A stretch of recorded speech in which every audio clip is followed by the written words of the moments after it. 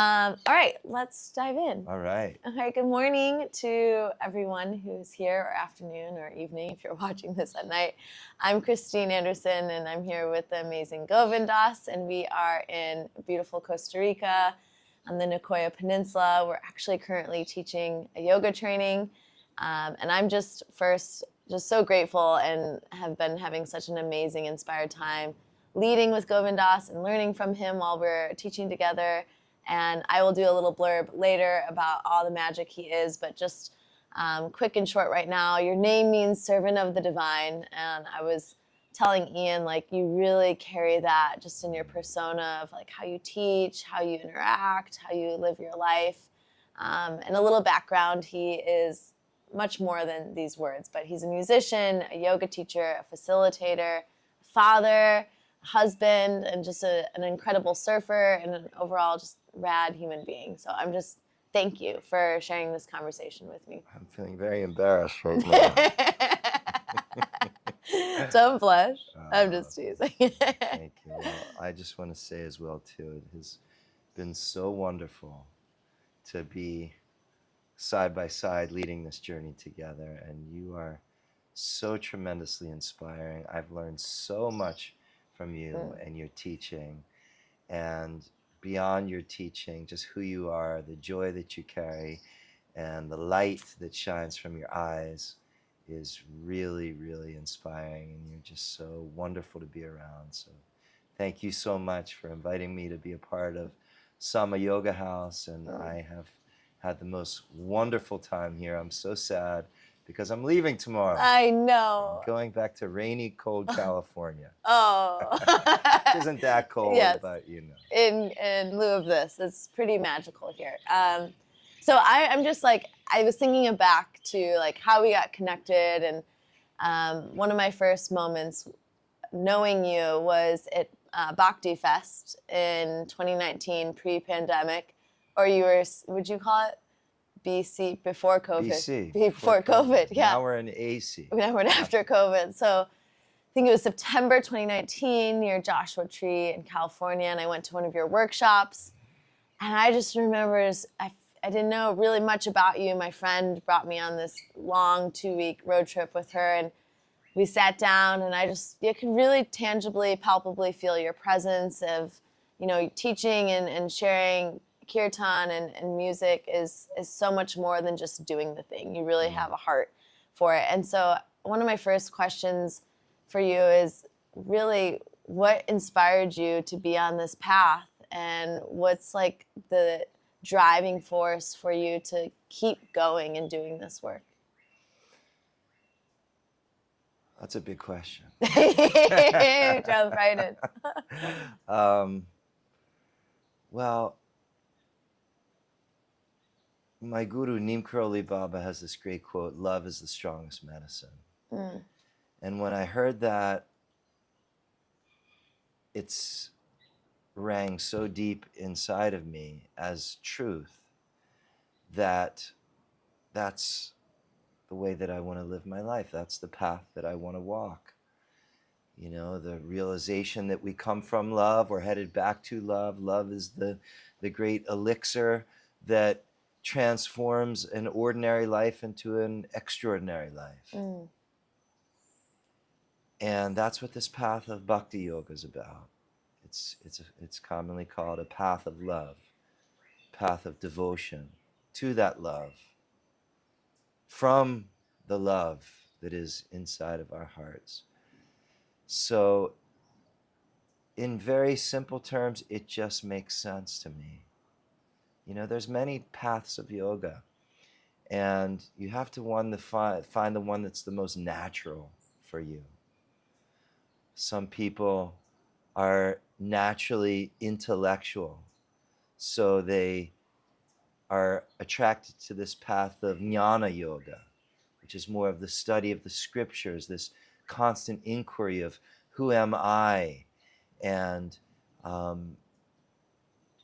commonly using the mind to come to the deepest truth of who we really are. You know, there's the path of karma yoga, which is the path of action. and living in the spirit of selfless service. And Bhakti Yoga is the path of the heart, the path of love. And that just is the most, just what I feel attracted to. That's what I feel is most natural for me. Now, some people call Bhakti the easiest path, the simplest path. Even Patanjali in the Yoga Sutras, the most direct path as well, too. And some people say, oh, the easiest path, what? All you do is just sit around and sing all day. You know? But honestly, if you ever try to dedicate your life to love, what happens very quickly, and live from love and be a loving embodiment on this earth, the first thing that I see in myself is, oh my gosh, I'm not very loving. I'm so full of ego and pride and jealousy and anger and lust and resentment. And so in this attempt to live from love, the practice is that you see all of these other parts of yourself that you're really identified and living out that actually aren't love. And that becomes the impetus to do some deeper inner work, to really ultimately live from your heart. And bhakti is why they call it the most direct path, because ultimately it's just you and spirit. You have a direct personal relationship with God, with the divine, whether you call it Krishna, Jesus, Allah, Adonai, Ram, beloved, divine mother. You start turning your life into an offering to the divine. And I know you understand that because I've heard you say this so many times in your yoga classes. And I just love your yoga classes so much because I feel that emitting from your heart. And this is the message that you share as well too. Turn your life, turn your yoga, turn your physical yoga practice into an offering of love, an offering of gratitude. That we have this body. This body is not ours. It comes from some greater source. Use your body in a way during your practice to say thank you. I love you. I'm so grateful. This life is a gift. So I don't know if that answered your question. Yeah, I'm just like truly inspired by all this. I have many questions about what you just shared. I think the first thing that comes to my mind is, as both of us live in this Western world, and so many people are brought up through religion or lack of religion, how, I have my own, viewpoints on this. How have you navigated that shift?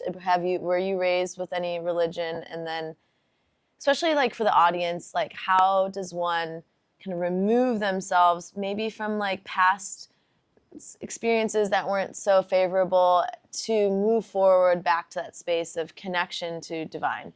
That's a great question. It's really a wonderful question. Well, I grew up Jewish. Okay. In a very reformed religious way. So my parents weren't super orthodox, and we only went to synagogue a couple times a year for the quote unquote high holy days. Okay. It wasn't spoken about so much in my family. I did have a bar mitzvah. Okay. But we were culturally Jewish, and there was certainly an identification with being Jewish in my family, and those values that I think are the same values in any religion or spiritual tradition were very clean and clear in my family. Don't hurt others, do mitzvahs in Judaism, which is the same sort of thing as seva, do good service, help others, be a good person. but we didn't have so much of a dialogue or practice around spirituality, meaning connecting to the divine. My memory is going to synagogue and the rabbi is speaking or the cantor is singing, and I look over to my left, and everybody I look to the left is sleeping, and everyone I look to my right is sleeping as well too. Literally sleeping. So how old were you at this time when you even just noticed people like not engaged? as young as I can remember. Okay. As young as I can remember. Now, going to synagogue, and I didn't want to be there either. I wanted to. We had a day off school for Rosh Hashanah, and my Christian friends, they were all out playing soccer and basketball, and that's what I wanted to do. So I really resisted it. Okay. I didn't want to be there. But what I do remember is the moment the cantor would start singing these songs to God, my heart would actually melt. And I even remember as a child crying. Wow. Because I felt the presence of something when these ancient songs were sung, and everybody in the crowd would start singing along as well too. And now I can see back that those were the original seeds that were planted for sacred music and kirtan in my life. So cut to 25 years later, I was in an Ayurvedic doctor's office, and he was reading my pulse, and in the background he had kirtan playing. Well, I didn't know what kirtan was at that point. And I heard this music, and I said, what is this? Because I could hear that same essence of what I heard when I was a child in synagogue. Wow. That this was not music as a performance. This was not pop music, but this was music as a prayer. And I could hear that deep inner calling coming out through the vocals. I remember the drums, the sound of the tabla. I'd never heard tabla before, this really cool, mystical sound of drums. And from that point on, I was just like, kirtan, kirtan, kirtan. Now, this was in 1995, 96. There was no Spotify. You couldn't just type on kirtan and 1,000 kirtan songs come up. And then cut to about 2 years later, when I was in New York City, and I was in a yoga class at Jivamukti Yoga, and the teacher was playing kirtan. And I ran up to the teacher right after, what was that song? And she said, oh, that was Krishna Das. He just released a new tape. We sell it here in the bookstore. So I ran out and bought a tape of his, a tape of Bhagavan Das as well too. And this was sort of the beginnings of kirtan, our modern day kirtan movement in the West. Wow. So that's a little bit about my story about kirtan, and from that point on, that's been one of the main focuses, of course, in my life, is this practice of kirtan chanting. Yeah, it's so beautiful. You're right. It does really pull on your heart. Yeah. And it's interesting to like hear from, even as a child in a synagogue, feeling that same resonance. Yeah. That bridge. It seems that it is quite universal, that divine source. And that's why singing is used in Christian churches, Judaism, all faiths that I know of somehow use music, because music has nectar inside of it. Music breaks down the walls of our minds and our hearts. Music unifies people.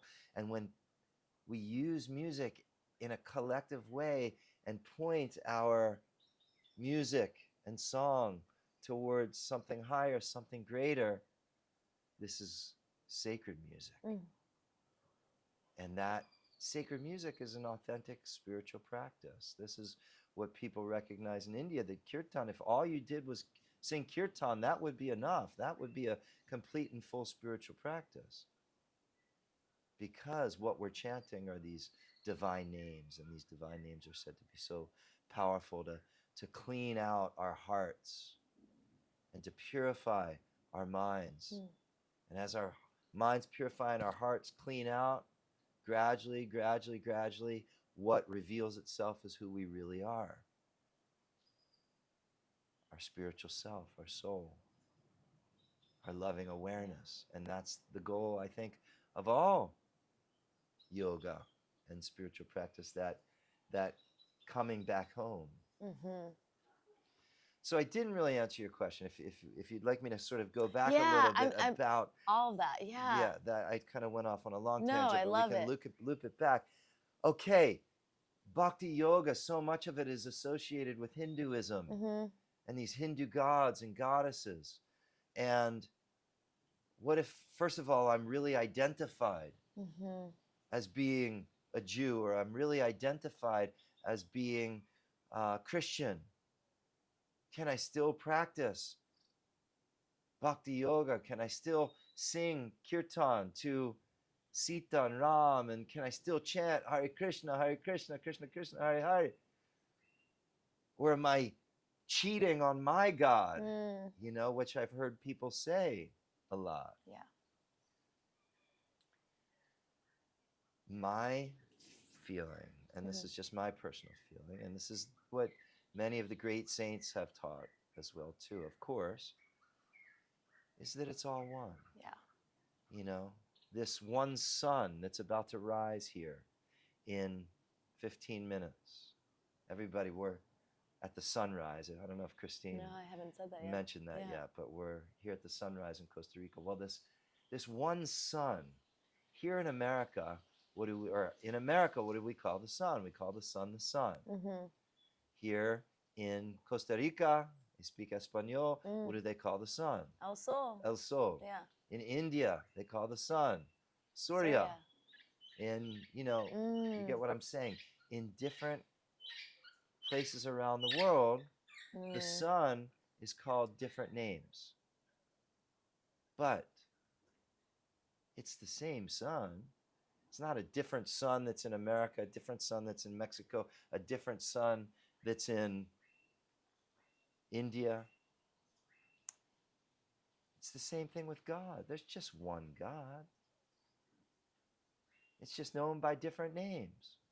My guru, Neem Karoli Baba, he was this famous image of him with his finger up like this, and he's saying, sub ek, sub ek. And in Hindi, that means there's only one. There's only one. Just one. Just one God. Even though we could call God Jesus, we could call God Allah, we could call God Adonai, we could call God Durga, Ram, Lakshmi, goddess names. But it's just one. So, yes, on some level, it does take an open mind just to be willing to take on spiritual practices that come from other spiritual traditions around the world. It takes an open mind, yes. I mean, that's what we're doing in yoga. People don't really want to recognize that yoga is a spiritual practice that comes from India. In the West, we're very good at diluting things and making them our own, but really that's what we're doing. Yeah. So my feeling is, and look, I've had a lot of people that a friend maybe has brought them into Kirtan, and you can just see on the look on their face that they are not happy and this is not right for them. Beautiful. I'm not here to ask or even force anybody to try to, do bhakti practice. I put it out there. If people want to show up, wonderful. Come join. The more the merrier. Yeah. Let's have a kirtan party together. Let's sing and dance and be in joy and be in love and spin and twirl and clap and raise our hearts and raise our spirits. But if that rubs up against the models in your own mind of who you think you are, then it's not going to work for you. Yeah. And that's okay. And, you know, that's okay. But a lot of people, as you said, are frustrated with the spiritual traditions of the West, have found it sort of lacking a heart to a sense. Mm-hmm. So they're open. Oh, I want to try something new. I'm willing to try something new. And of course, you know, we're in a time, such a universal time that we're in, of course, with the internet, how it's really broken down barriers amongst different cultures and countries around the world. So it's almost like, it seems to me like there's so much more open sourcing in the world now that, look, the what we want to do is find connection to self. We want to find connection to God, where all life comes from. So if you want to use a little bit from this tradition, a little bit from that tradition, and my feeling is like beautiful. The most important thing is that you have connection. I'm not concerned with how it looks so much, but are you a good person? Do you treat others kindly?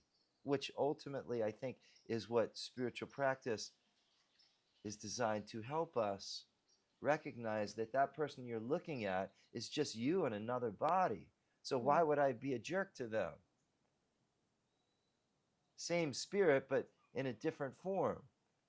So let's be kind to each other. Let's serve each other. Let's help each other. Let's love each other. Let's make this world a better place together. Look at all the division in this planet right now. It's a mess. We're severely broken and wounded collectively as a culture at this time. And I believe spiritual practices and bhakti practices, yoga practices are that amazing unifying force that can help bring us together.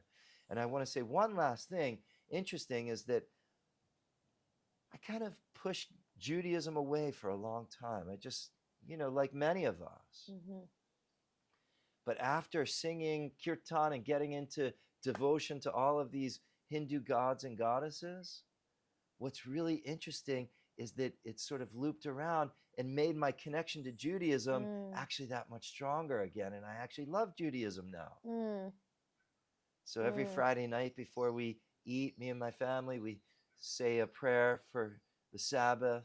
Wow. And, it's not something that I practice, but I embrace.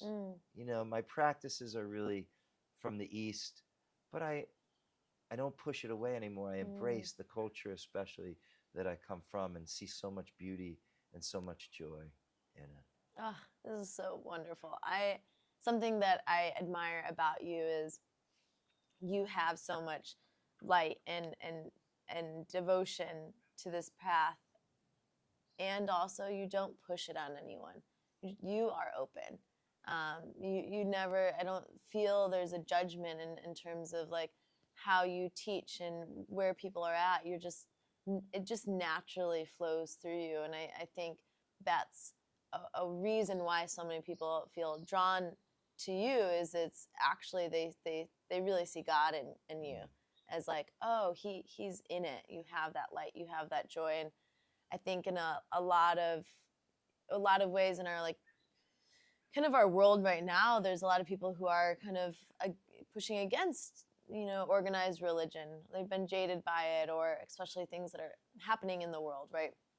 And you see so many people coming into yoga, and there's so many moments where teaching, and I'm sure you've seen this, where people are in shavasana and they have tears in their eyes, or coming up into class afterwards. And we just had this the other day of like, wow, I haven't felt that connection to divine in so long, or the first time in my life. And I think that's personally one way I value yoga, not just yoga in terms of the asanas, right? But all that it encompasses is it meets people where they're at. And it's just saying, yeah, come here, have an experience. Because when you experience something, it's different than someone that tells you how to feel or how to think or how to live. The experience changes one. And it sounds like that really happened inside of you. It wasn't like you were contemplating it. I'm sure there was inquiry, but it shifted you. Yeah,